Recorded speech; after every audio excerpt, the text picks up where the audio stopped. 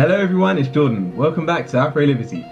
This video is basically going to be just a source of tips and advice, some of the information that I have, and I want to pass it on to people who are looking to make that transition to a plant-based diet, or they're already vegan but they've only been doing it for a short amount of time. So I want to make sure that the information's out there so people don't make mistakes and people get the most out of this diet.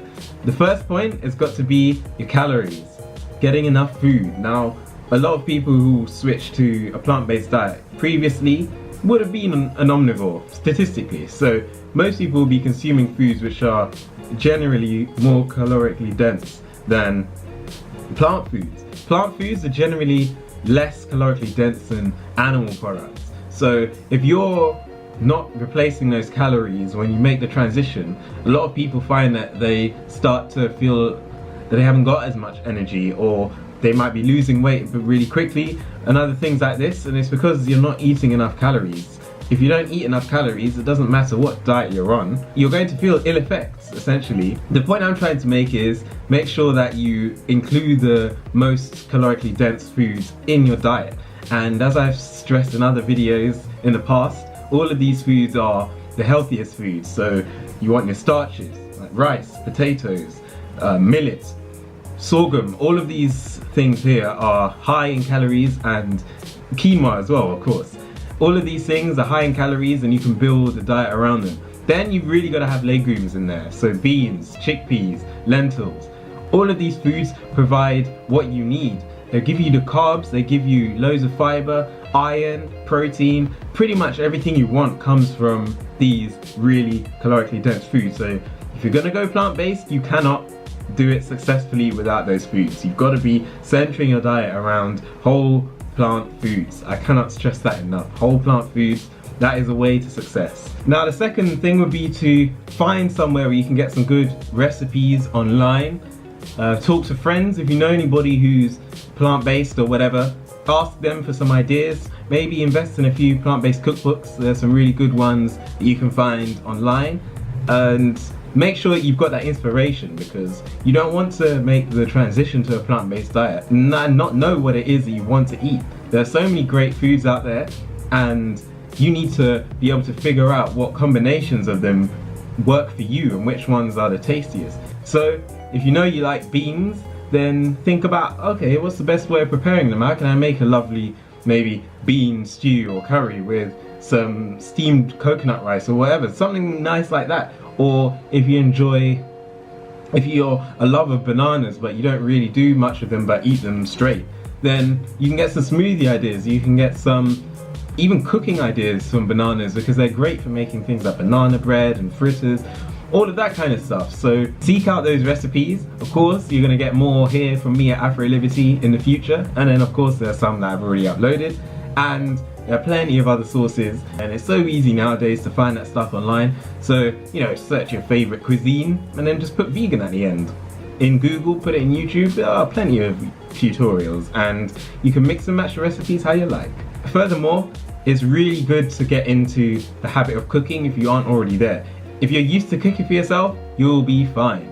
However, if you don't cook for yourself, then, I mean, you can of course be vegan without cooking, but you're not really going to experience the full benefits, especially health-wise, of a plant-based diet if everything you eat is already processed, or it's a microwave meal, or whatever. Fast food, you know, fast food is bad for omnivores, and fast food is also bad for vegans. Just because something says vegan, it doesn't mean that it's necessarily the most healthy. You don't have to be a gourmet chef to enjoy being on a plant-based diet, but you know, being able to do something really easy like chop up some vegetables and steam them, or cook some rice. If you're capable of cooking, then I would recommend that is the best way of getting your food on a plant-based diet. You don't want to be living off processed food, because there are all sorts of things in there. Which brings me to my next point, which is avoiding centering your diet around fake meats, processed foods, processed vegan options, because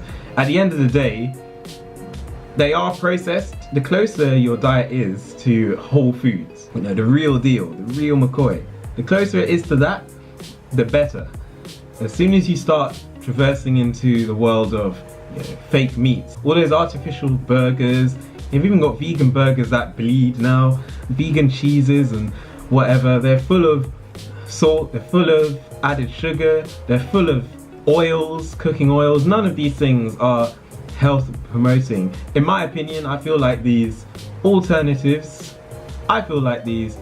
alternatives serve their purpose, which is to help some people make that transition, because admittedly a lot of people cannot go straight from their old diets into whole food plant-based. It's just not feasible for a lot of individuals, and it may even put them off going vegan in the long term. So if you're somebody who does need to have some of those, creature comforts in there, then go ahead. But at the end of the day, you want to be aiming to cut that out and go for a whole food plant-based diet, because that is where you're going to get most of your health benefits, and that's the tastiest and healthiest food. The next one would be to learn how to read food labels. So it sounds funny, but think about it. The average person, you don't read the label on your food. You just go into the shop, you know what it is you want to eat, you want to buy, see it on the shelf, you pick it up, bang. Most people are not really aware of what's in their food. So once you go plant-based, it's sort of normal or natural for a lot of people to then start to learn about different additives or learn about what's in their food, because of course you've got to look to see, oh, has it got animal products, has it not, is it vegan? So you're naturally going to do more of that. But I would recommend being more up to date on what's in your food. So looking at, okay, if I'm going to buy something that's vegan and it's processed, how much salt have they added, how much sugar they got, how many artificial preservatives, flavorings, how much oil is in there, because there's always something hidden, like rapeseed oil, canola oil, some weird oil that's going to be in your food. And so you've got to know what it is you're eating. Don't just assume because it says vegan on the pack that, hey, I can eat it and it's going to be great for me. No, Oreos are vegan, but I'm sure you're not going to base your diet around those. So you've got to be aware of what's in your food so that you can feel more confident with what it is you're eating, and also know that you can meet your goals regarding like health or whatever with a clear mind. Another point would be to continue educating yourself. Now, for most people, they come to being vegan on their plant-based diet, they come from either the health, environmental or animal rights perspectives. Those three tend to be the group of factors that pull people into being on a plant-based diet. And for the majority, it is only one of those three that spoke to them mainly. Someone may know a great deal about the ins and outs of the slaughterhouse, but may not be too clear about how health promoting a plant-based diet is. Or somebody may also know that animal agriculture is the #1 contributor to global warming in the world, but they may not know, how eggs are produced. Learning about these factors just helps you sort of keep more motivated on your transition, because for some people they may get to a stage where they're trying to learn new recipes, they're trying new food, and they might think, oh, can I be bothered? But that if you go back to your old diet, you're going to be contributing to global warming more than you would be just by driving your car. Contribute to the industry that slaughters animals for human consumption and nothing more, or you're going to be ruining your own health, eating potential carcinogens, long-term health issues. Then that might make you think, I don't want to go back to that. So definitely, if you know these things, keep them in your mind so they keep you motivated on the right track. There's some very good documentaries out there nowadays. I'd recommend watching What the Health and Forks Over Knives, for example, for the health benefits. Something like Cowspiracy, if you're interested in learning about the environmental effects, and Earthlings, if you're interested in how humans basically use animals for their own pleasure, and learning about the ins and outs, the intricacies, and the basically horrors in the industry of animal exploitation. So those are some really good ones. I'll put some links below. The next one on the agenda is vitamin B12. B12 is made by neither plants nor animals. It's made by bacteria. In the past, we would have got our B12 from drinking water from streams, or eating dirty potatoes, or just general bacteria just floating around everywhere. But nowadays, because we're in such a sanitized, unnatural world basically, our exposure to potential other bad bacteria is minimized. So it's a good thing, but on the flip side, we miss out on B12.